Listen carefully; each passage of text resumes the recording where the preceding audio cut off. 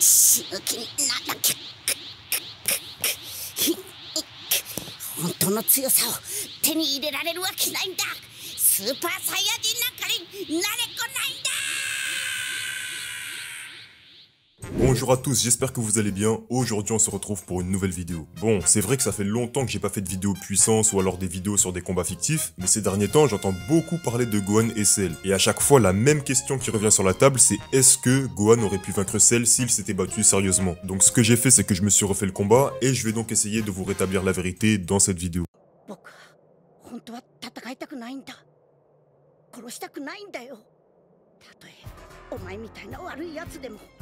Bon, tout d'abord on est dans un manga, donc forcément il y a une histoire et donc il y a un contexte. On est dans le Cell Game, tournoi créé par l'antagoniste Cell lui-même afin de pouvoir se divertir face à des bons guerriers. Donc, avant d'affronter Gohan, Cell Parfait a affronté Goku. On a vu que c'était un combat relativement équilibré, mais on sait que Cell ne s'est pas vraiment mis à fond dans la bataille. Par contre, Goku lui a été à pleine puissance, mais malgré ça, il n'a pas été de taille. Après on connaît la suite, il a abandonné pour laisser sa place à Gohan. Et là justement, on comprend rapidement que Gohan est bien plus fort que Goku. On avait déjà quelques indices sur son niveau de combat précédemment, mais là c'est clair et net. Gohan Super Saiyan surpasse Goku Super Saiyan. Sauf que le problème c'est qu'il y a beaucoup d'arguments qui prouvent que Gohan est plus fort que Cell, mais il y en a aussi qui prouvent que Gohan a besoin du Super Saiyan 2 pour surpasser Cell. Donc là ce qu'on va faire c'est qu'on va prendre les arguments en faveur de la première option et ensuite on prendra ceux en faveur de la deuxième.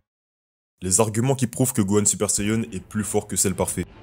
Sur plusieurs pages, on voit que Gohan il est en mode retenue. Bon, là on va lâcher un petit hashtag Gohan se retient, mais là c'est la réalité. À plusieurs reprises, il est nettement capable de réagir aux attaques de Cell et même de lui renvoyer les coups. Le seul problème, c'est que là, pour le scénario, on a besoin de voir Gohan énervé pour atteindre le Super Saiyan 2. Sauf que là, le problème, c'est que si Gohan Super Saiyan bat Cell Parfait, bah il n'y a ni énervement, ni Gohan Super Saiyan 2. Donc il n'y a pas de révélation de la vraie puissance de Gohan qui sommeille en lui. Et il y en a qui vont sûrement me dire, bah si Gohan était vraiment si puissant que ça, il n'y aurait pas eu le Super Saiyan 2 alors. Bon, histoire de vous montrer quelque chose, on va retourner dans la salle du temps. Là, on comprend clairement que Goku veut faire de Gohan le héros de la saga Cell. Quelque part, il a réussi. Sauf que comment faire de Gohan le héros s'il n'arrive même pas à dépasser son père? Parce que oui, il l'a dépassé en niveau de combat, mais quoi de mieux que le Super Saiyan 2 pour faire de Gohan le véritable héritier de Goku? Non seulement il aura dépassé son niveau de combat, mais en plus de ça, il aura atteint un stade que Goku n'a lui-même pas atteint. Alors quoi de mieux que le Super Saiyan 2 pour vraiment valoriser Gohan? Enfin bref, du coup pour revenir au combat de Cell Parfait face à Gohan Super Saiyan, bah comme je le disais, en capacité de combat, Gohan n'est absolument pas dépassé par Cell. Il est tout à fait capable de réagir et de renvoyer les coups, et même quand il se laisse faire et que Cell l'envoie dans le décor, l'énergie de Gohan n'a absolument pas diminué. Donc ce qu'on peut en déduire, c'est que effectivement Gohan se retient, et que tant qu'il n'aura pas déchaîné sa colère, il aura toujours ces barrières qui le bloquent pour attaquer l'ennemi. Parce qu'on le sait, et lui-même le dit, mais Gohan il a pas envie de faire du mal à Cell. Et maintenant, on va attaquer avec les arguments de la deuxième option.